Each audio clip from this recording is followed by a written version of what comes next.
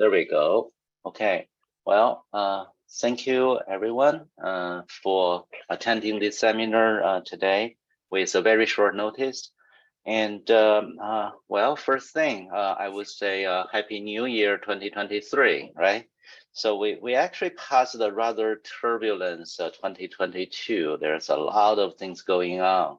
And if you were the students of my previous business class, you probably will notice that last year, I always use the current events to talk about the business news, political news, those sort of things. And but last year is just seemingly there are just a lot of things happening at the same time. And we'll do a summary in the coming weeks during the business class. But for now, I just wish everyone will have a really happy New Year 2023 and finish a lot of things and enjoy the life, right? Okay, so let me try to again mute everyone. Okay. All right, so today I'm going to talk about a few things, and in particular, and I'm going to talk about the financial quotient itself, like its definition. And then we'll talk about the business education for youth, which has been a lot of parents and students may have some doubts and have some questions.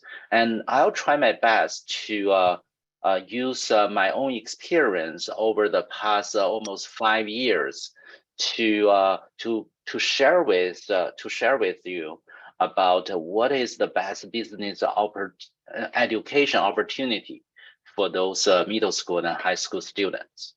Okay, and then during this process, I like to share with you my own thoughts about how to systematically to learn business. And this is actually not an easy thing, because most of people may consider business education is really for adulthood, right? And the question people always have is why we want to start the business education now if they can learn something maybe later in their adulthood, maybe after college graduation or even during the college, right? So this is the part I want to share with you, why we want to start early. And the other thing is a lot of people also ask me about business competitions. And this is not just for the high school student. Some people really started early to start the competition in business since middle school, and I do have some of my own experience for that. Okay, and the last part, I'm going to talk about the business program I have. It's called the MBA for Youth program, and I want to emphasize at the very beginning for everyone. Okay, so I would divide today's seminar into two parts, okay? So the first part will talk about a general discussion about the financial quotient and business education. And I showed this seminar, I think back in last year in September. And so if you want to wait until later on to introduce the MBA for Youth class, you can just probably skip the first 30 minutes or so, but I did put some new information there. And if you just want to hear the first half about the financial quotient and business education part, yeah, feel free. If you want to leave after the first part, feel free to do that. Because I do feel that our business education program is actually something you students and parents you will be glad to explore later. Okay, all right. So let me start. Okay, by introduce myself first. And my name's Meng, and I received my bachelor degree from Peking University and received my PhD degree in Duke University and my MBA degree in finance and supply chain management from Kelly School of Business. And I'm currently a faculty member at Indiana University, but I serve as a program analyst, operation consultant, and a financial consultant for several companies, especially for the past, I would say 5 years. I put a lot of time focusing on doing the education and cultural exchange program through our nonprofit organization, Melody Culture Foundation. And in particular, we set up a music education virtual evaluation platform with professors from Jacobs School of Music, that's also Indiana University. And well, because of the education nature for the musical instrument and the pandemic, and we kind of put this education program in halt. So over the past 5 years, since 2018, I spent most of my time to develop and design this MBA for Youth program, which is, I really feel that very unique, and we have a lot of success along the path. And I like to share with every one of you, okay? Well, first, let me introduce the term financial quotient. You probably heard of other quotient, for example, intelligence quotient, IQ, and emotional quotient, EQ. And traditionally, we always focus on IQ and EQ. That's just because that's the first impression of any person. We always talk about if someone is smart, if someone is social, outward. So that's a very easy characteristic you can grasp at the first sight. Well, indeed, there are other quotient that actually people developed to also describe a person, and which include financial, health, moral, daring, adversity, mental, will, spiritual, practical. Okay, and there's more. Okay, but in particular, in recent years, and we always want to mention this one single, I would say the third important quotient, which is called the financial quotient, or something, someone also call it the financial intelligence quotient, FQ. And this is actually a concept raised by Yu and Zhang back in 2016, about 7 years ago. And in their book called Financial Intelligence for Parents and Children. So that's actually, in my research, I think that's the first systematically talking about financial quotient. And the financial quotient is not coming from nowhere, okay? It's actually consists with many perspectives in our daily life. In particular, spending, right? And we also always feel that, well, spending is it's simple. If we need something, and we'll spend the money on it. But there is different ways how to spend. Another one is a credit and debit. This is the way how we can get money and how we can lend out money. So this is a kind of a two cash in, cash out. And the third perspective is actually career and income.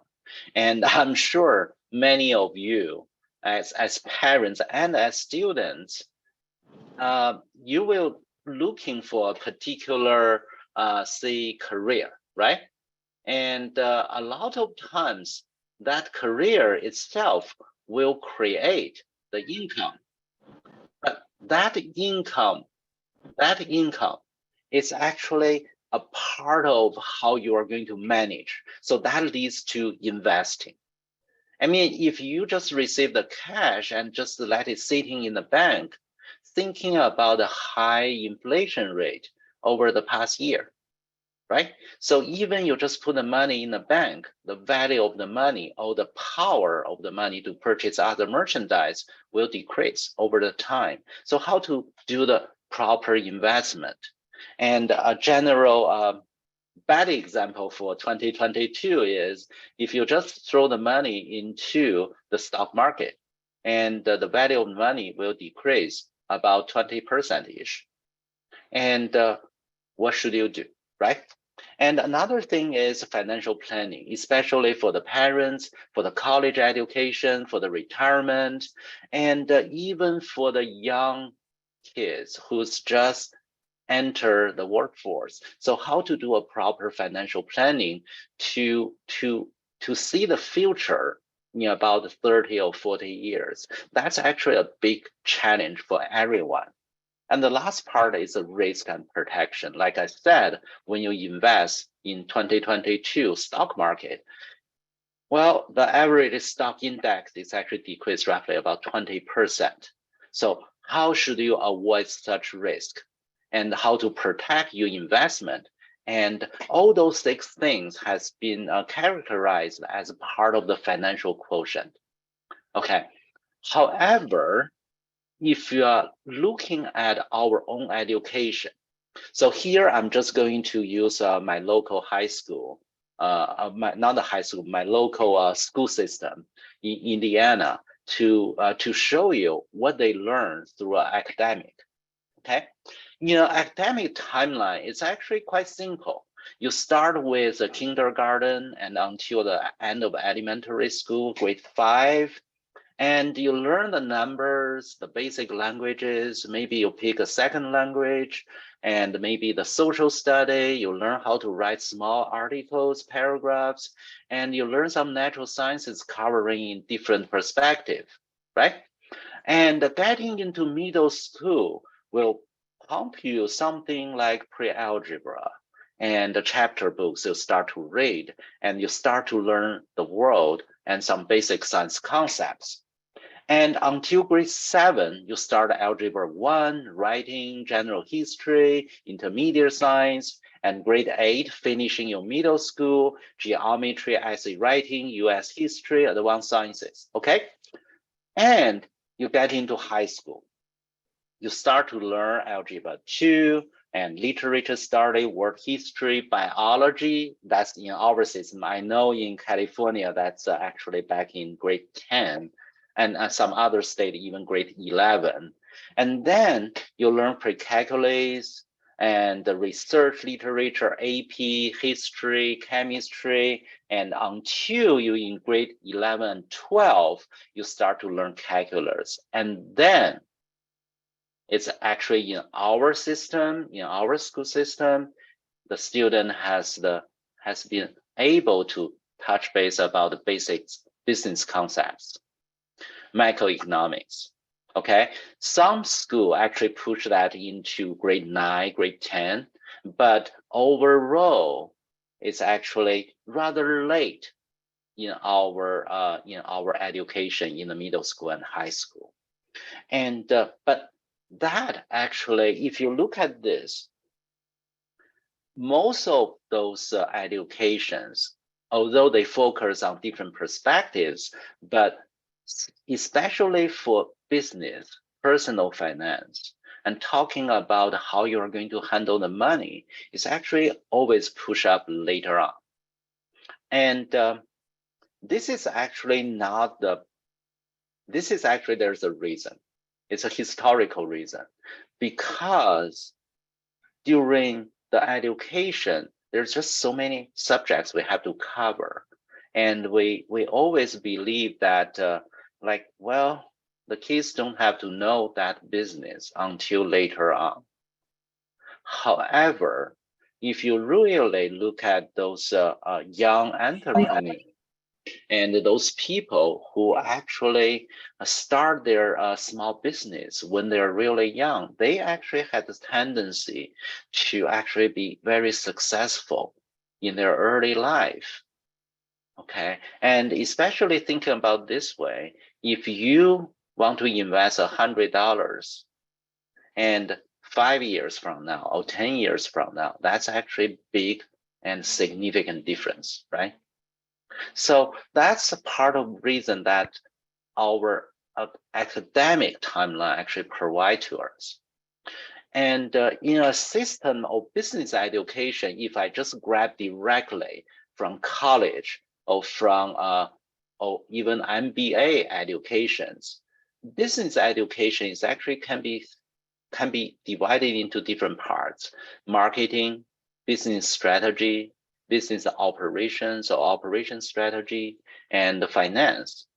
And overall, and you will feel that that's just not a different subject, but also it requires some other education. For example, negotiation, legal perspectives, psychology, and altogether, you are actually trying to create an entrepreneurship mind for individual person. So if we want to incorporate this business education, if we want to provide systematic approach to educate our kids about business, and we probably should start very early. And corresponding to the elementary school and middle school different grades, I actually have my own thoughts saying, well, how about we do this way? And we actually start with some business literacies. And this is also coming from many parents' demand. And I don't remember how many parents asked me the same question, saying, well, my kids are still young. They probably not really understand the business concept. So how should I start? Right? So I would always recommend you start with the business literacy stuff. Okay, you read some articles, read some documentaries, watch some documentaries, some movies, and some books, some personal experience. That's actually will boost a background of business for the individual kids. Okay, and when they're moving to middle school, they're mature enough, then I would say they should start some basic concepts. For example, negotiation. And know some cases, well, if your kids ask the parents saying about what is FTF, well, what is a cryptocurrency? Why FTX kind of go bankrupt? Well, that will be a very legitimate question to ask because it's all over the news, and the parents and adults around the kids will talk about it, right? So, and also psychology, because psychology is just so powerful. And that concept alone will help the student to know a lot of, well, to avoid making a lot of mistakes. Okay, and getting into grade 7, and this is actually okay for the student to understand what is a product, what is a customer, market, risk, competitors, and middle school, and you probably already sophisticated enough for the student to understand the internal and external analysis for the for specific company operations and learn how to implement. And then getting into high school, they can already understand what is the operations. And I'm sure most of the high school students will understand the supply chain, right? That's probably the phrase has been talked so tremendously during the pandemic, supply chains, right? And then talk about corporate finance and start to learn how to do the investment part. Okay, and in grade 10, this is a part I feel that there should be put a milestone there, because I feel upon high school, that's actually grade 9 and grade 10, that's actually a good time to the student can attend certain competition to as a verify, okay, verify of the knowledge and learn how to really manage and finish a project.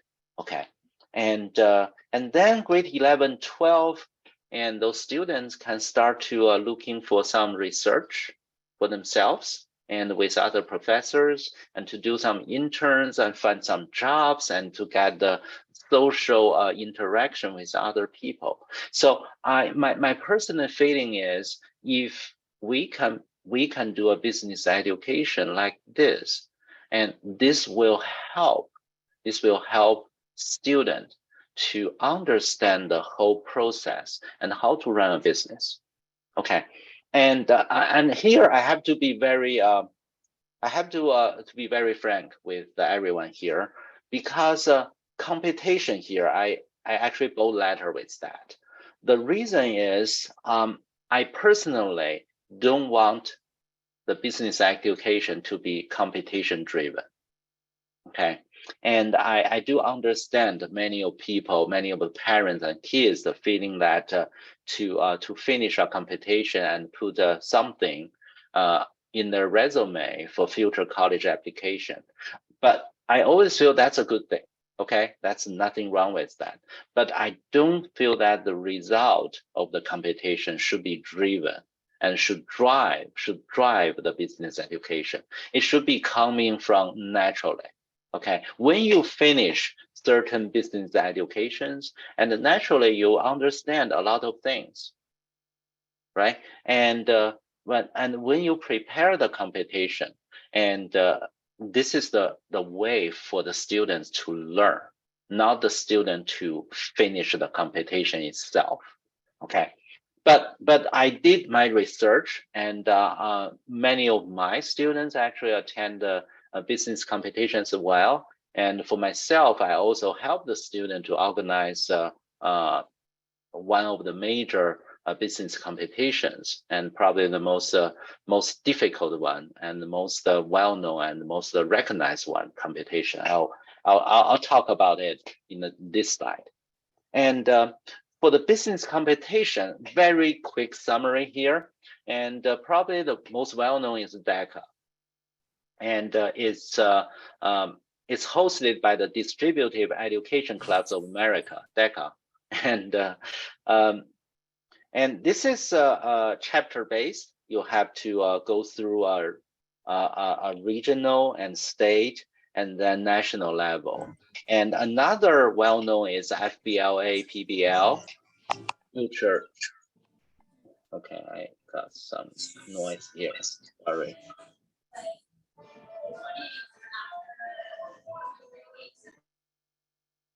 Okay, just okay. And the difference of FBLA and DECA is more business oriented, and FBLA, as the title mentioned, Future Business Leader of America, and it's actually more of covering different perspectives. And both of those two clubs, I would say, it's actually cover over 20 or 30 subjects the student can pick. And I'm actually the volunteer coach for the national level competition of the DECA and FBLA as well. And so I feel it's a good opportunity for the student. It must be driven by the students. And I think it's a good way to learn. And another less well-known is called the BPA, Business Professionals of America. And this is very similar to the DECA and FBLA, but I would say DECA and FBLA exist in almost every state, and in the United States, and also in other countries as well. And BPA only, I think, in 20 to 30, 25-ish states. And but all of them, it's actually, remember, all of them is actually an opportunity for the student to use the language they learn from the class, learn the knowledge they learn, and use them, apply them in those business competitions. And the next one is probably the most well-known one, and I was able to organize several teams over the past year, and also this 2022 and 2023. And I think this one, Wharton Global Youth Program, and its investment competition is probably the most sophisticated investment competition. And the major difference of this one from others is actually this one is the name is investment computation, but in reality, it's actually talking about client fit and company strategies and presentations.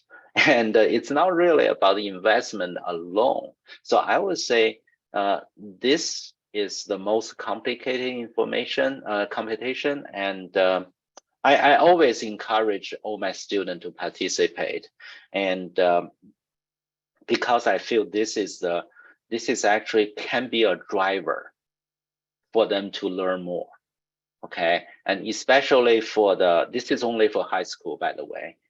So especially for ninth graders or 10th graders, when they participate, most of the students actually come back to do it the second time because it's just so demanding. And the first time it's a little bit lost, but it's always a good result coming out of just prepare the competition itself.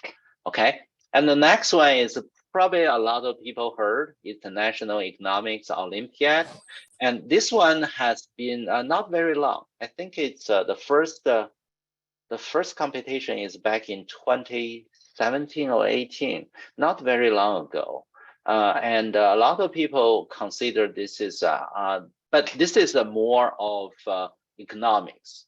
Okay, it's focusing a lot of on economy perspectives, not much about the business operation part. And in addition, I want to list the many others. Well, for example, Diamond Challenge, many people ask me about it, and Junior Achievement IRC. I don't want to run through the list. The list is very, very long actually, and those are less well known or less popular, but I don't want to discourage my student to attend those competitions. My only suggestion for them is actually pick the one you are interested in. Okay, and that's very, very important. You have to put your own heart in there, try to learn, and then you will get the most out of it. Okay, and I think in February, this coming February, and I will have another seminar about business computations, and like I normally do. I'm thinking maybe I should move this in summer, but I'll see how it goes. Okay, and it will also be a wrap up of the Wharton investment computation as well. Okay. And so the big question for everyone here will be why now, right? So why now? Why we have to start early, right now? And this question has been with me for a while when I have to make up my mind if I want to take an MBA degree. Okay, and I was in a very late career phase. I shouldn't say that, but it's rather late. And I got my MBA degree when I'm already set up my my own professional career path already, and but I just feel there's something that I'm missing. So I actually started to explore what I can do during that life stage. And if I want to list my own skill sets over here, I can divide them into two parts. Okay, the first part will be hard skills. The second part will soft skills. The hard skill set is actually those very, very STEM oriented. First, math, physics, chemistry, biology. I'm very good at it. Well, and I also learned computer languages, basic Fortran. That I learned how to write a basic program when I was I think when I was 14, very late, right? But remember, that's actually in the 1980s. and learn Fortran, Pascal, C++ in college, and learn Java, Perl, Python, R, MATLAB, some machine learning techniques, and learn how to do a basic database management. And that's later in my career. Okay, and but for my specific skills, I also learned biochemistry, molecular biology, cell biology, etc. And in particular, some very fancy word. AFM stands for atomic force microscopy, and some modeling, HTS, HCA, CRISPR, probably you heard many times. And those hard skills I learned through my career. Okay, and also through my MBA education, I learned financial analysis, business analytic tools, marketing tools. That's actually coming from my specific major in my MBA degree. Okay. However, the other part is the soft skills I have to present throughout my career. And I have to learn how to argue by writing a paper, or maybe argue in front of other people.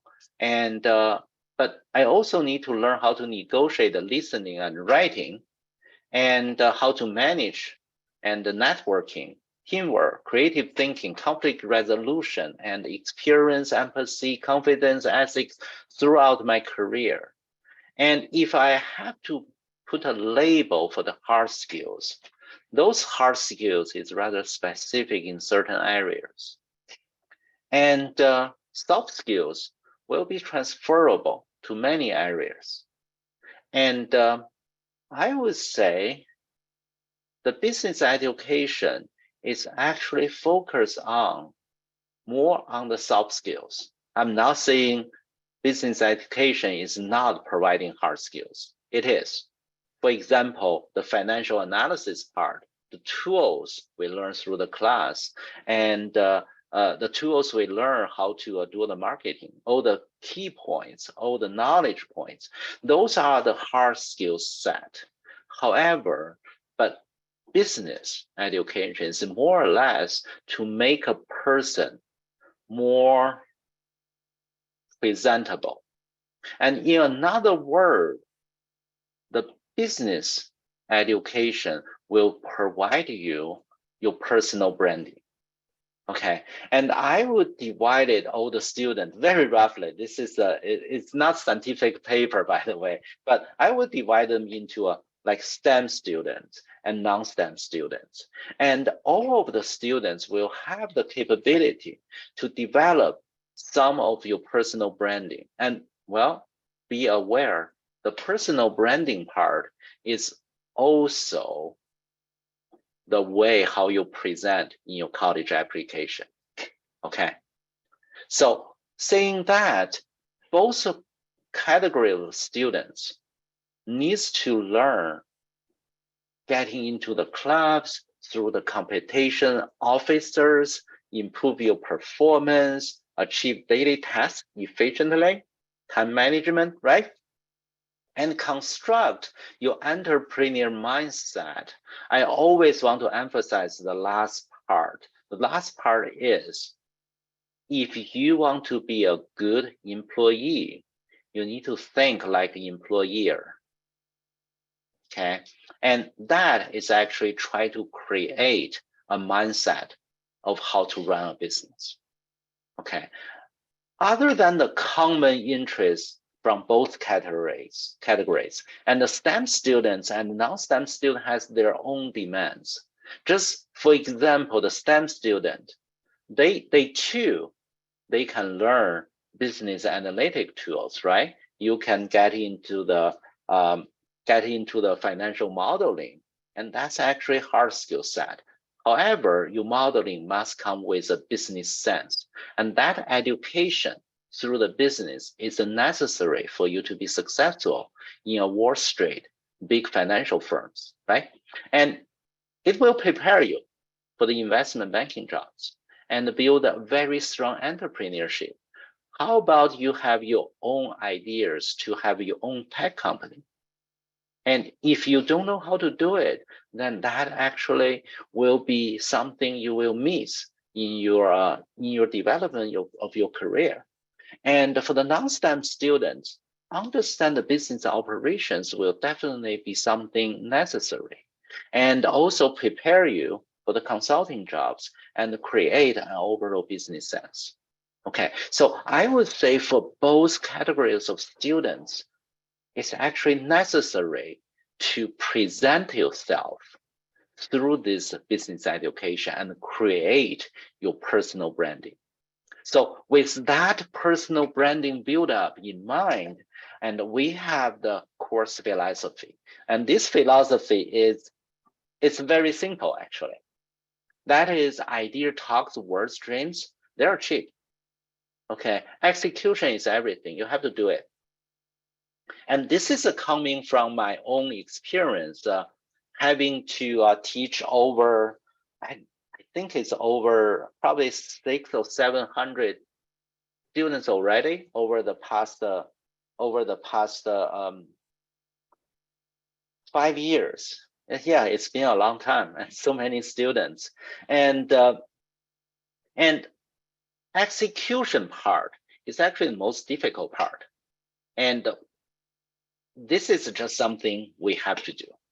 And to do that, we want to construct the business education based on the teamwork through the collaboration, the interpersonal skills, how to communicate and how to manage and how to make your business decision, and also the psychology part. And also we will make the people to present. Most of the regular track courses will have a roadshow presentation at the end, and that will emphasize on the public speaking and you're writing your slides and how to tell the story, how to present your final project, and the case study. And of course, if you want to learn business, you have to learn from the past lessons, right? And simulations. We will have many simulations through the class, and those parts will be an essential part for the student to learn. And also project management. Okay, to give you a very brief history, and since 2018, and I kind of very quickly draw the timeline. So it actually started with a summer camp in the Springdale Preparatory School. That's a private school in Maryland, and then a friend of mine, actually my college classmates, actually asked me to design some weekly programs for a few private schools back in Beijing. So that's actually when I started to build this whole business education program. And in 2019, I started also the summer camp and introduced some new concepts. And also I started the local business in-person class in the 2019. And everyone knows what happened in 2020, right? And during that year, actually, I collaborated with Arts of Science and MIGO and the Future Bridge, and we have the summer and winter camps. We added the online business classes throughout the year, including the marketing and negotiation classes. And the next year, we also have the online summer and winter camps, and we added more classes in the strategy, law, and finance. And that's the year 2021 is the year we also add in the free competition classes W001 and W02, and we have a really great success over there. And last year, and we actually have the first in-person summer camp with collaboration with Arts of Sciences, and we also added more online business classes in psychology and in investment, and we also continued our free study session S001 and Z02. So throughout this, it looks like we're jumping around, right, with all the subjects. But in reality, I actually put everything into this beautiful diagram, and this is actually with the help from one of my student, Sherry, and credit goes to her. And she's actually the senior, and happily accepted the offer from New York University Stern Business School. And well, congratulations. And so she helped me to very with a better artistic eye than myself, and draw this. And so our whole program can be divided into 5 parts, okay? And 5 parts including the marketing, the M001 to M02 and 3. And M003 is actually the new class we added this semester. It's called Marketing Capstone. And in this class, the student will need to work with a real business. It's actually a business. It's actually setting some schema filters, and the students are required to help the small business to design a marketing campaign through the social media, through the flyer, poster, etc., using the knowledge they learned through the B001, M001, M002. Okay, that will be a very challenging class, but I assure you that students will get a lot of experience out of it. Okay, and it's a real company, and so that everything will be something very, very interesting, with real world impact. Okay, and another track will be the strategy. And the strategy part is actually talking about internal and external company analysis, which is also being emphasized by many competitions as well. And the third part will be operations. And operation is talking about global supply chain and how to strategically design your operations. This is more or less some of the project management class. And the fourth part will be finance.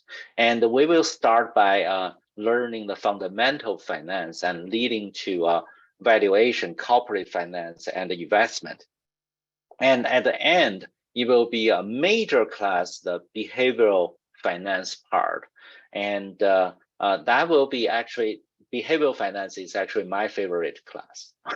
I really feel that that is something, a combination, putting the human factor into in an objective real world scenario. Okay.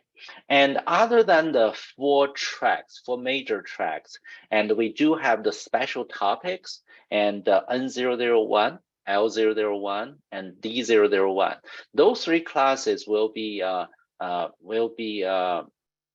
offered during the weekday, Monday and Wednesday evening, 1 hour for each day. And but those classes is actually really not particular in a specific subject, but rather all the concept will be utilized in various tracks. So I do recommend all the students taking the N001 and L001 and D001 class. And those 3 classes will be offered during the winter camp as well. Okay. All right. So talking about the spring 2023 schedule, and our class will start this coming Friday. That will be January 6th. And you can see that we offer like 3 blocks. The Friday evening block, Saturday afternoon block, and Saturday evening block. And then there will be Monday and Wednesday 1 hour block for those special classes, and also for the capstone marketing class. And on Friday, that will be marketing track. Saturday will be the finance track. And Saturday evening will be the business strategy track. Okay, and those tracks will be rotating over different semesters. All right. Okay, and let me see the time. I think I try to finish it as early as possible. And here, I like to emphasize here, okay? And the question I always receive is, which class I should take first?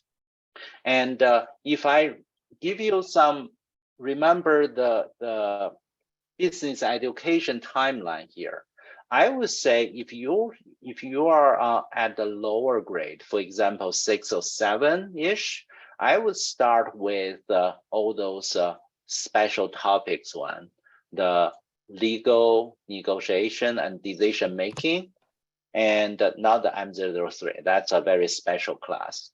So those 3 classes will help the student to understand the overall business, because we introduce so many business applications, so many case studies throughout those classes. And it's not just limited to one specific subject, okay? And if you are in the 7th or 8th grade, I would recommend everyone to start with the marketing class, because understanding marketing is actually the fundamental understanding of how a business really works, okay? And then moving up, I would say that will be learn some strategy, okay? And in the 4th semester, we'll replace the finance track with the operational track. So the finance and operational track will alternating during the spring and fall semesters. So during the spring semester, there will be marketing, finance, and strategy track. And in the fall semester will be marketing, strategy, and operation track. So there will be alternating between the finance and operation. But I always recommend, many parents actually ask me the same question, saying, should I start to learn finance right away? And my answer is always, don't just do the finance at the first part. Finance is actually difficult. If you don't understand the marketing, which involves with the customers, if you don't understand the strategy, which involves with the company operations, if you don't have any idea what they are, then you just simply jump into the finance, then finance will becoming just a number game. But finance is not. If you want to be a very successful financial professionals, you have to understand how business works, not just numbers.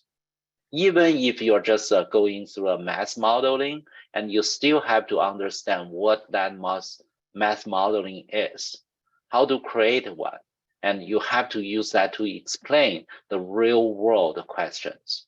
So I would always put the finance subject into a later stage of business learning, okay? And so like I said, I would always recommend, if you're lower grade, you can start those classes are especially designed for those people who maybe has some knowledge but not much, and those will expand their views tremendously. And then I would recommend start with the marketing track, follow with the strategy and operations, and then it come to finance eventually. And with this sequence of learning, I feel that, well, of course, it all depends on the individual student's background. Some students already learned the marketing part and the strategy part in their academics or in their personal interests. Then they are more than welcome to go strictly to the finance part. But if you want a systematic education, I would always recommend you go that way. Okay. Okay, sorry. Yes, I will. I got the question. Yes, I will provide you a link for the schedules and the and the course designs. Okay, that's actually my next slide. Okay, so I do have a introduction of the MBA for Youth program information.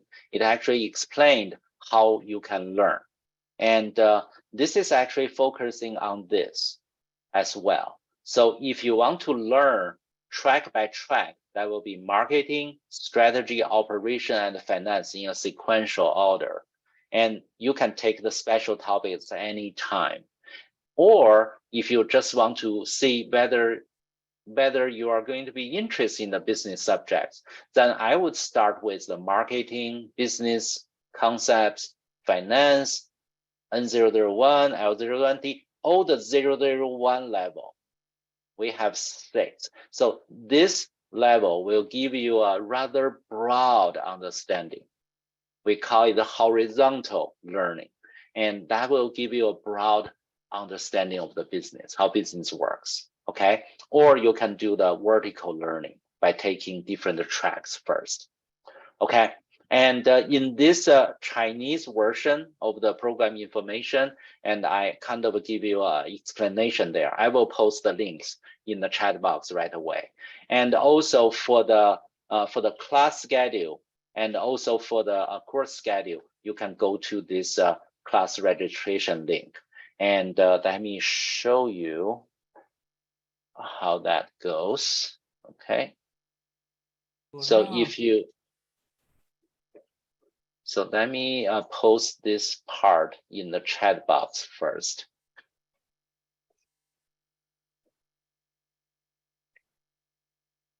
Okay, there we go. And if you go to this, link, if I go to there, you click that.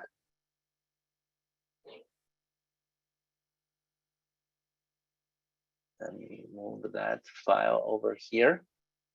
And the registration will consist all the registrations links over there. For example, if you want to take the class in B001, this is a coming Friday, just click that link and you will bring to a Google form.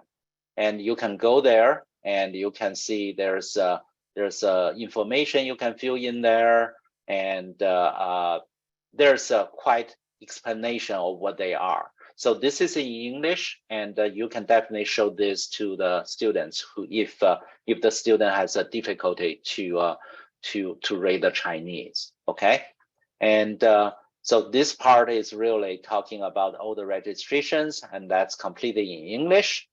And if you click the program information here, okay. So the program information here, they are in Chinese, and I have a rather complete explanation of what they are.